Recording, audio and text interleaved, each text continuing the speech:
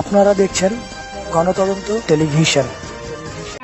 এই মামলাটা প্রচার দাও, প্রচার না করায় তাহলে বাংলা যে কর্মসূচি নিবে যে যে ব্যক্তি রাষ্ট্রবন্দী কর্মকাণ্ডে জড়িত ছিল 1 বছর সাজাপ্রাপ্ত আসামি সে কিভাবে আইনজীবী হয় মেলানের কথা দিয়ে লিখেছিল। ষড়যন্ত্র মানুষের ষড়যন্ত্র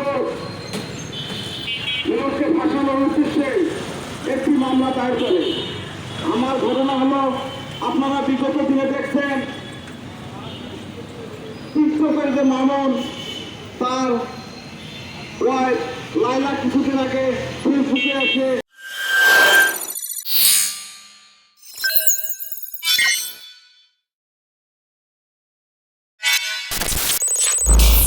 আপনারা দেখছেন গণতদন্ত টেলিভিশন।